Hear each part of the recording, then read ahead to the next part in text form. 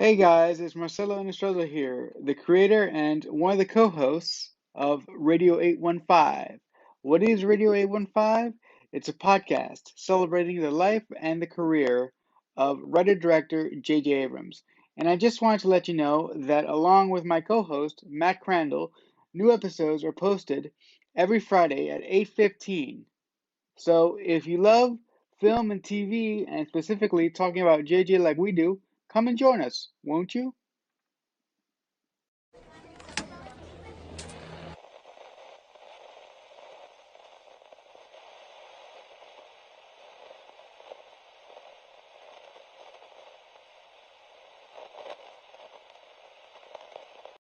Hey guys, welcome to another edition of Radio 815. I'm your host, Marcelo Nostroza, joined as always by my co host, Matt Crandall.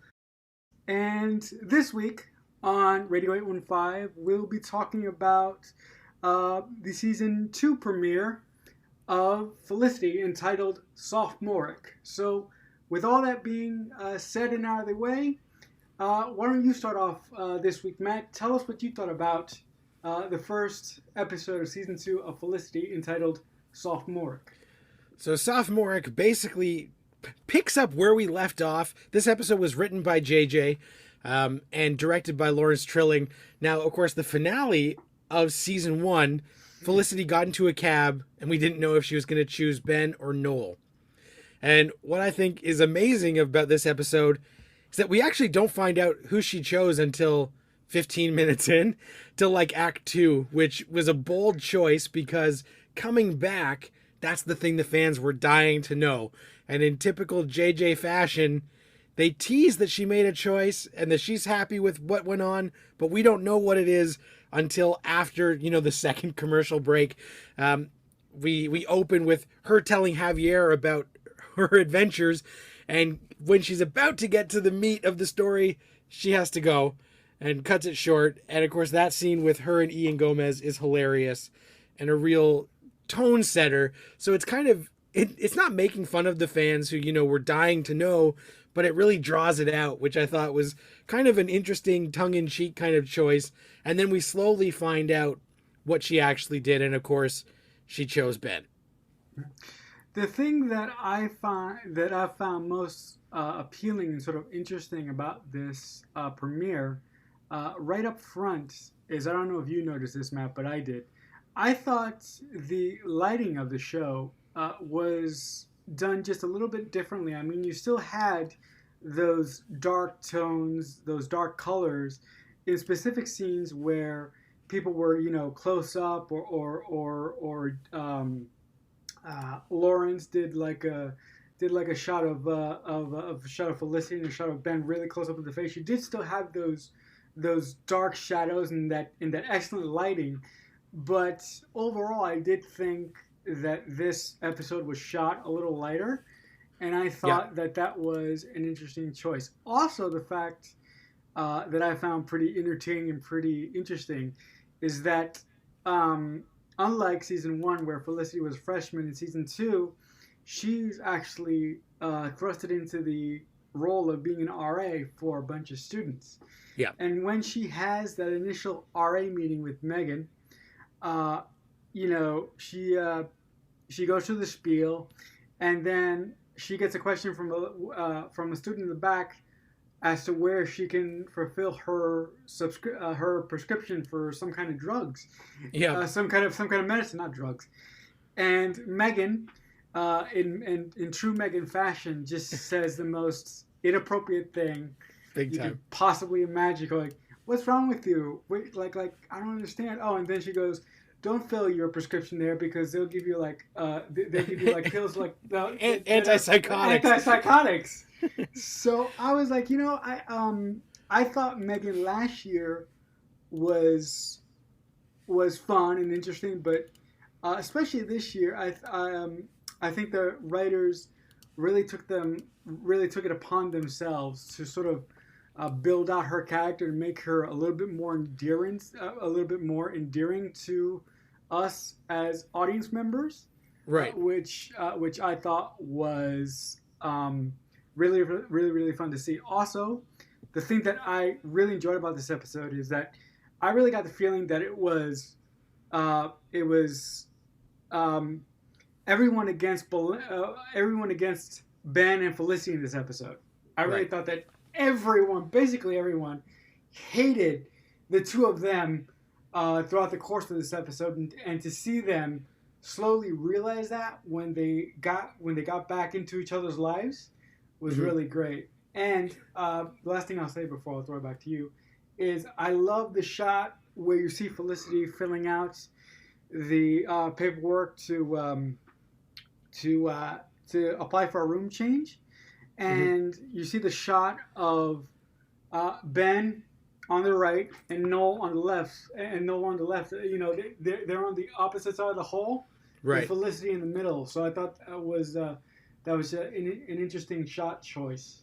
Yeah, a nice visual of the triangle at play again. And Yeah. and the look of the show, this episode, the DOP was Michael Bonvillain, who did a lot of Lost episodes. And he only did a couple of episodes in season one. There was a different guy who was like the main director of photography, but they switched partway through. So it does have a little bit of a different look to it, with sort of the lights and the darks playing a little different than they did early in season one. And I did like, they wanted to have their cake and eat it too. Felicity is in her sophomore year, which I always forget the names of the years, because up here in Canada, we don't deal in freshman, sophomore, any of that stuff. That's not a thing. Okay.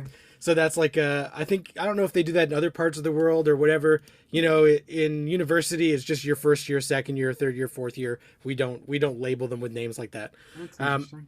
Yeah, but they wanted to have their cake and eat it too, where she's moved on. It's year two, but they wanted to keep some of the stuff the same. So they had that residence overflow where they got too many people. So instead of having her own room, she has to room with Megan again. And that's like a fun TV way of, they wrote a line that it makes sense, but we don't have to change the dynamic between those two too much, because the writers liked that dynamic of having Felicity have to room with someone who's so different than her. I was gonna say, and I just like that, Megan is funny. She's really mean to Felicity in this episode in particular, where she thinks that, and she teases what's inside the box in this one. And, it's not as interesting because we don't find out what it is. Tease that mystery a bit more.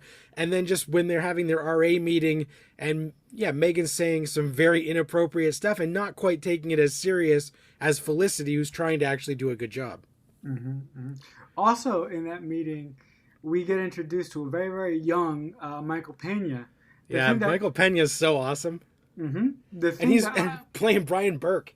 yeah, no, I was just about to say that. The thing that I really love about that is the fact that he is playing Brian Burke. Now, if you like Matt, if you know who Brian Burke is, you're like, holy shit, I know, Yeah. I know what they're talking about. So I'm like, holy shit, that's really cool. I know that Brian Burke, has been a part of Bad Robot for a while, but I believe it was like 2 years ago. This is totally un-Felicity related, but really quick. I believe like 2 years ago, JJ, along with his wife, Carrie McGrath, they actually got a guy from the BBC to be in charge of production for Bad Robot. So I don't know if Brian is still there. But it was just really cool to have that sort of inside joke and know who that guy is.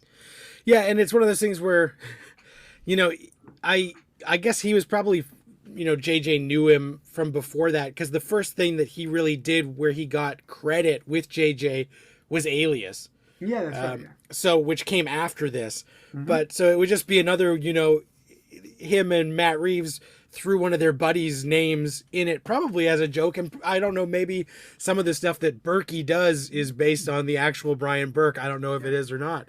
But Michael Pena is so good.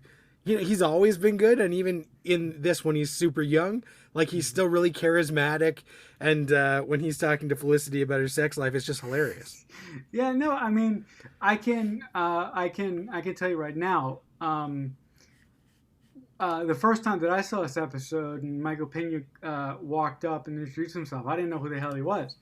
And watching this episode, because I watched it twice, I watched it once last week and I watched it once this morning. But watching this episode, watching him walk up, I'm like, that's it. Like it took a second for me to click because um, obviously now he's much older. He's in the Ant-Man films, Yeah. but it took a minute for me to sort of orient myself and realize who that was. Right. Also, the thing that I thought was really one of the most impactful scenes in this whole premiere for me was when we did see the reunion between Felicity and Noel in Elena's apartment, and that whole scene really was just really really well done and full of uncomfortable moments and uncomfortable speeches or speeches by Noel himself. I mean, that dig that he gives to Felicity before she leaves the room, where he says, uh, "Bethany was great," was just really heart wrenching. It was really like a knife to the heart to Felicity, and watching the scene that leads after that, where Felicity kind of wigs out on Megan and having Megan trying to have Megan be understanding, but sitting down and realizing that Felicity's gonna pour her heart out, and I'm gonna say something really stupid. Right. Just put a capper onto that scene between Megan and Felicity following the awful scene with Noel. I thought that was played great. Yeah, I like when Megan just says, I can't do this. I know I'm going to say something sarcastic and horrible, so let's just not do this. Let's not go down this road. But one of the things that they did in this, so, the Megan Felicity dynamic stays the same from season 1. But they wanted to shake up the living arrangements of everybody else. So pairing Elena and Noel was great because it makes sense from a financial standpoint that they would need to live together. And it gives both of them a reason to still be on the show. Mm-hmm. Without, sometimes even if you go to college with someone, if you don't have classes in the same building, you don't run into them very often. Right. So they found a way to make both of these people still be prominently featured on the show and have a reason for Noel and Felicity to eventually work stuff out without it being forced by having him live with Elena. And then I really like that Julie has those horrible cheerleading roommates who are just horrible because they're so enthusiastic, which is so not what Julie is about, and they're too much of go-getters. So then having her move in to the loft with Ben and Sean, of course, adds some more drama. And I loved when Julie comes back and Sean Grunberg is hawking his freshman kits, trying another harebrained get-rich-quick scheme. $15. And leave it to Julie to come up with the stroke of genius again, just like that fruit episode where Julie was able to turn garbage into magic, and she tells Sean, $5, man, that's it. And then he sells a ton. And they were fleshing out that relationship between the two of them, and it's really nice. But going back to that Noel Felicity scene, it's a really great dramatic scene, and it has a good performance by Carrie as she just has to stand there and kind of be berated by Noel. And Scott Foley plays it as good as he could. It's the most spiteful and bitter that Noel has ever been in the entire series. So it feels petty.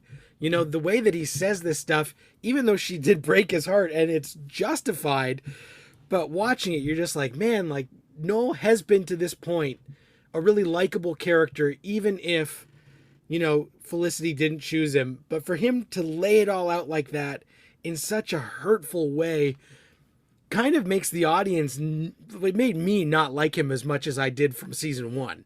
Mm-hmm. So by the time they have patched things up later in the season, which we will talk about next episode, you still have this baggage of, yeah, but remember that time that Noel really unloaded on Felicity with and didn't hold back like at all.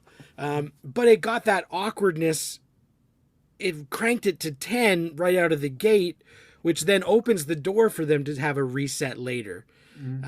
So it, in terms of writing and drama, great scene, but it knocked Noel down a few pegs in my book from being like the likable, nice guy.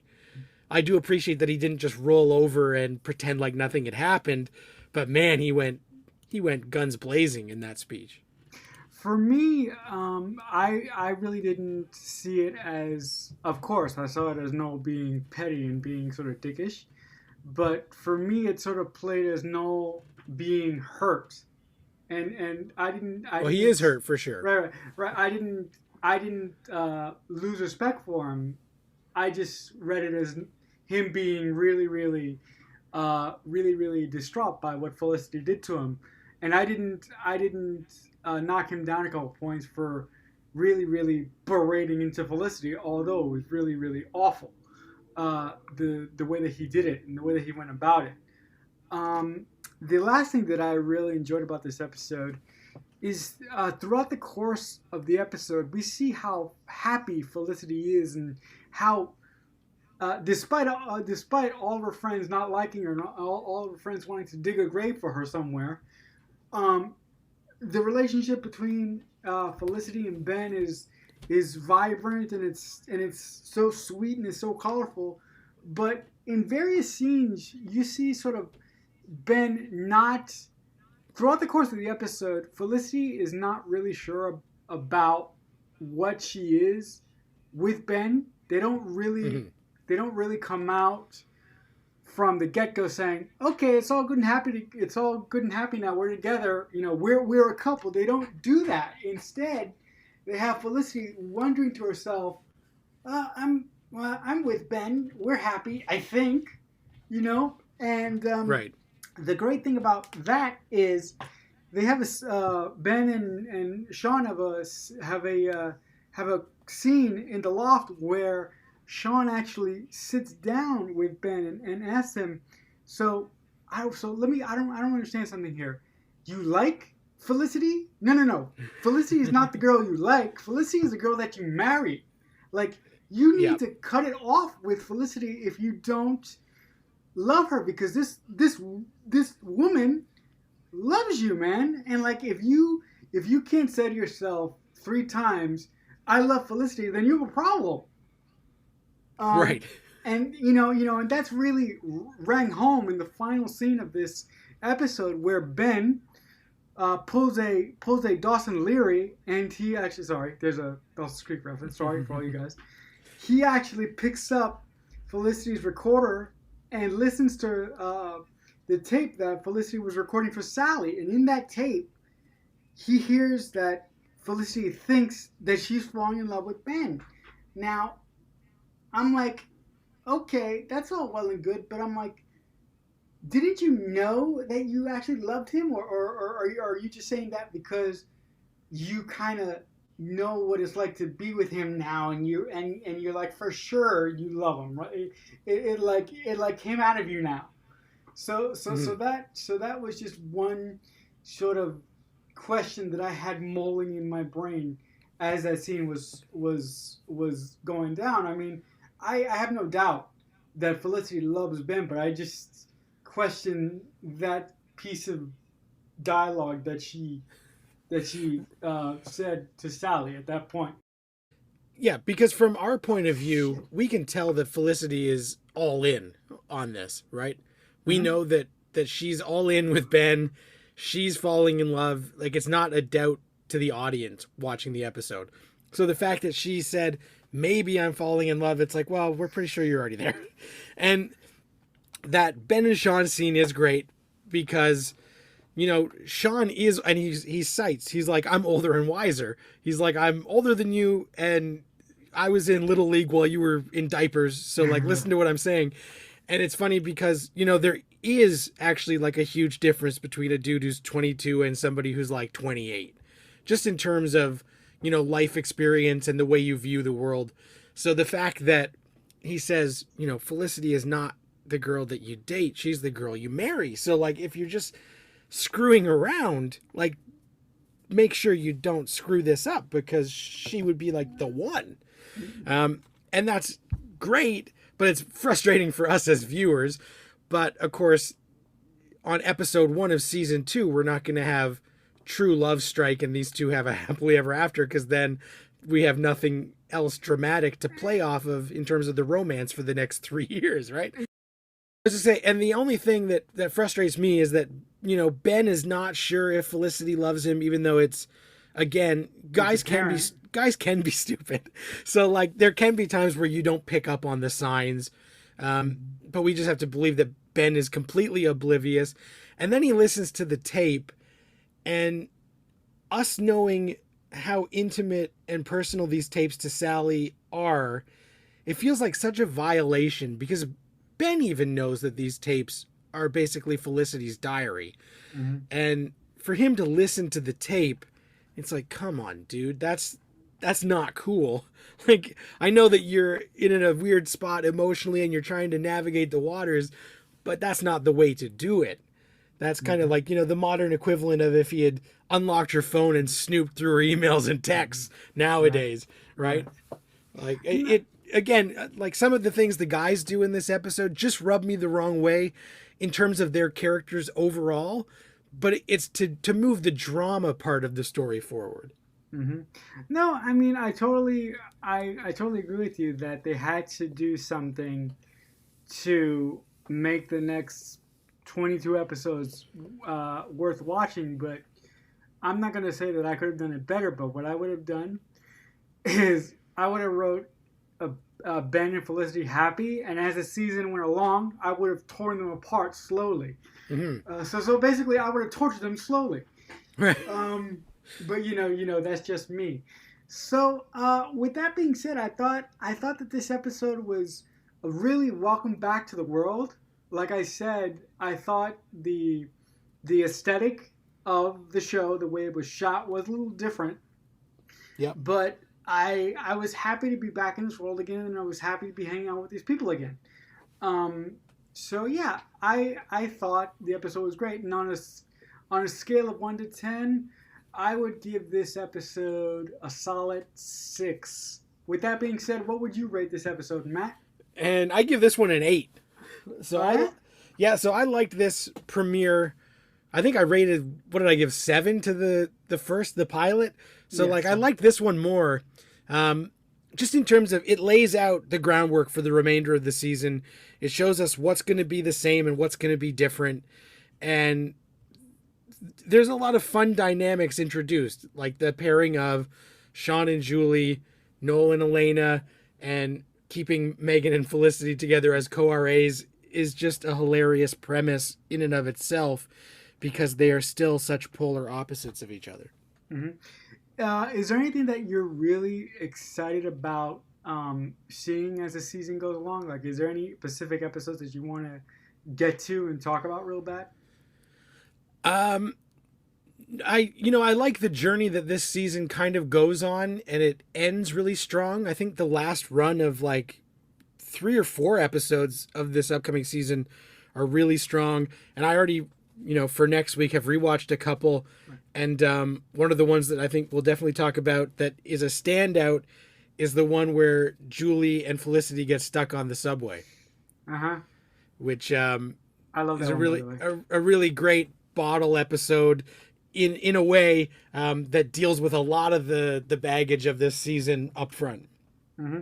All right, so with that being said, I think that'll do it for us. But before we go, where can the people find you, Matt, if they want to talk to you online about Felicity or anything else? Yeah, anything movie, TV, JJ related, hit me up on Twitter at Matt Crandall, and that's the best way to reach me. All right, so with that being said, guys, if you want to reach me and you want to talk about anything JJ related or anything else, or you want to tell me how much of a dick I am,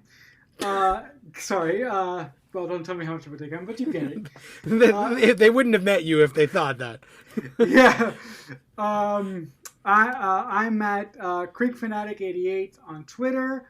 I have a YouTube channel at youtube.com/Balloonet Productions. and you guys can find me on there if you guys want to talk to me about anything. But for my co-host, Matt Crandall, I'm Marcelo Nostroza saying we'll talk back soon.